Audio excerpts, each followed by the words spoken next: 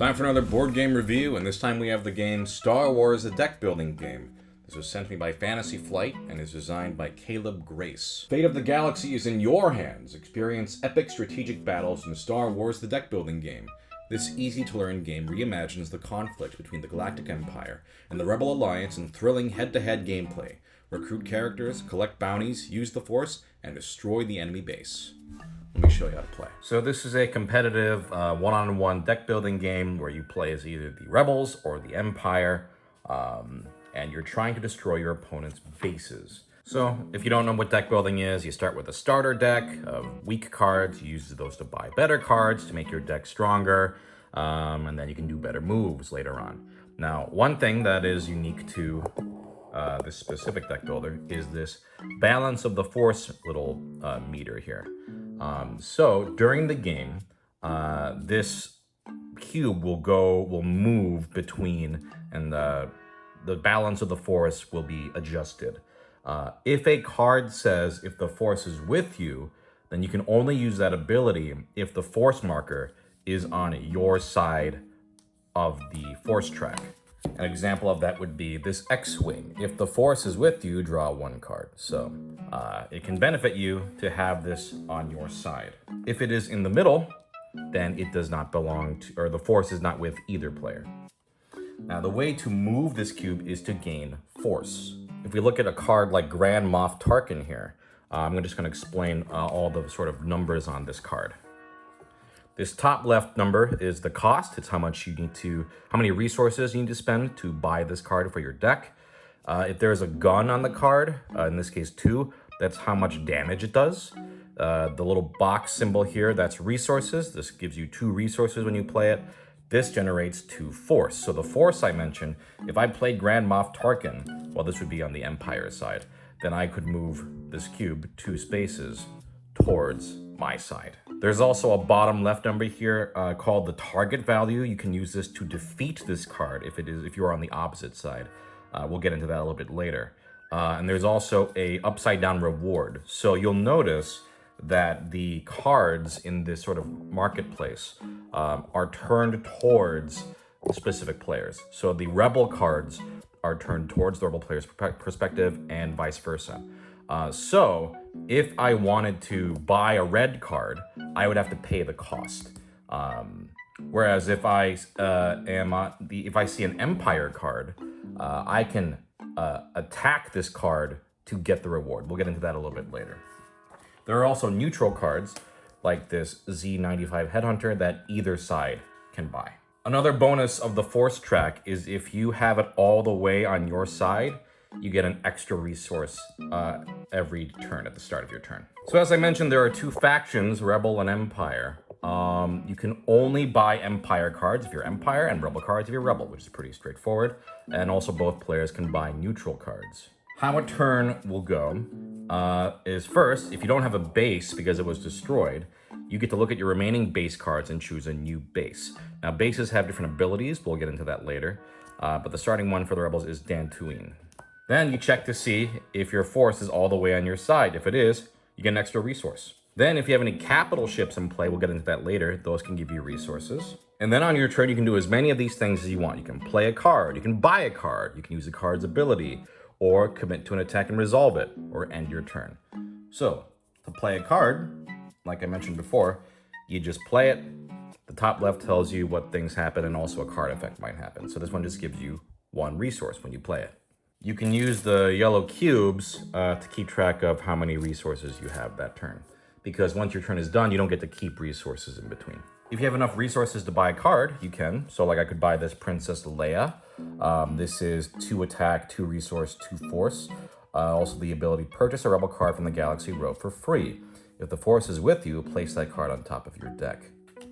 Or I could get a Y-Wing, exile this unit, that means take it out of the game, to deal 2 damage to your opponent's base, or a capital ship they have in play. It also gives you 2 attack when you play it. If I buy a card, I spend the resources, and I add that card to my discard pile, and now it's part of my deck. When a card is bought, you then replace it with a new card. In this case, it's a Scout Trooper. You can use card abilities, like I mentioned, like Leia's, and just trigger it. You can also commit to an attack. So attacking can either be done to your opponent's base, or to cards in the row, or to capital ships. So let's say I want to attack Lawful here. And if I'm pronouncing any of these Star Wars terms wrong, I don't care. So this one is 8 HP. So the amount of attack damage I do, let's say I did, I don't know, 4 damage that turn, I can place it on the card. Now let's get into capital ships. Capital ships are cards you can get that block the base from being attacked. For example, let's say the Empire side had this Imperial Carrier. Not only does this guy give you 3 resources every turn, but it's 5 HP, and while Imperial Carrier is in play, each of your fighter units gains 1 attack. So fighter is a keyword, like if you see on Y-Wing here, that's the keyword fighter. So if a capital ship, and they stay in front of you, if it is in play, then you have to destroy these before you can attack the base. Once a capital ship is destroyed, it just goes in that player's discard pile. When a player's base is destroyed, they will then choose a new base at the start of their next turn. So some options here are like Kessel. When you reveal Kessel, exile up to 3 cards from your hand or discard pile. Or Corellia. When you reveal Corellia, purchase an Empire or neutral card from the Galaxy row for free and add it to your hand. Kafrene, when you play a neutral card for the first time each turn, draw 1 card. So they have different HP values and different abilities. I also mentioned that you can attack cards in the market row. So, but you can only attack cards that are the enemy's cards. Let's say this Boba Fett here. You can see that the target value is 5. So, if I do enough damage to it, then this card gets discarded, and I get the reward here, which is gain 3 resources and 2 force. The target cards are a little different in that you have to deal the damage all in 1 turn. Unlike bases, where that damage stays on there, cards don't keep the damage between turns. Then when your turn is done, you just discard all your cards you played, return your base and each capital ship you haven't played to the proper orientation. Usually you'll tap them or something to show that they've been used. Then discard any cards in your hand, and then draw 5 cards. If there are 0 cards in your deck, then you shuffle your discard pile. So, the first player to destroy 3 of their opponent's bases wins the game. And immediately they win. Now let me just show you some other cards here, just some random ones. Well, first off, these Outer Rim pilots can be bought anytime. You can exile this unit to gain 1 force, and it's 2 resources. The TIE Fighter here, if you have a capital ship in play, draw 1 card. AT-AT, add a trooper from your discard pile to your hand, and it does 6 attack. Let me show you some Rebel and neutral cards too. Here's Cassian Andor. When Cassian Andor defeats a target in the Galaxy row, your opponent discards 1 card from their hand. He's 5 attack. B-Wing, your opponent must choose either they discard 1 card from their hand or this unit gains 2 attack, and it already does 5 attack, which is quite a bit.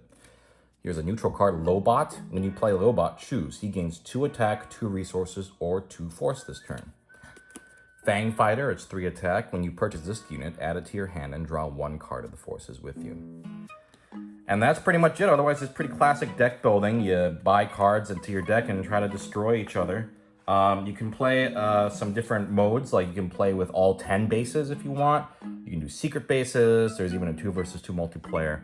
But yeah, that's pretty much the game. Just buy cards and fight each other, and that's the game. So I gotta say, and I say this a lot whenever I talk about Star Wars, I'm not a Star Wars fan very much at all. Like, I like it fine. But I think they make a lot of great Star Wars games. And this one is no exception. Like, I mean it as a compliment. Like, I love deck building, and I think this game is excellent. I love the marketplace where the cards face, the different sides, and you can interact with them differently depending on which side you're on. I think just even the upside down, like, text is a really smart idea. It's a really cool concept that I feel like I haven't really seen implemented in that way in other deck building games. It also forces you to decide, like, if you want to use your attack power to take down the ships and the base, or get some cool rewards from killing the cards. And also what's fun is you can, stop your opponent from getting those cards by killing them. It's a really great concept. Having the ships protect the bases It honestly feels like a more fun version of Star Realms, for those of you who are familiar with that game. I like Star Realms, but I like this game a lot more. They're just the ships are just these big old shields that generate resources, and that loop of gaining resources every turn is really fun. Even the tug of war with the force mechanic, I like that a lot. You know, also that it triggers certain rewards and you get an extra resource. It's a cool tug of war mechanic. Honestly, I recommend just playing the version where it's all 10 bases. I think the game is great, and I don't think it overstays its welcome. I even feel like 3 bases is almost too quick for me. For me, I want to have that meaty, you know, really back and forth battle. So I recommend playing with all 10 bases on both sides. I thought this was fantastic. I loved it.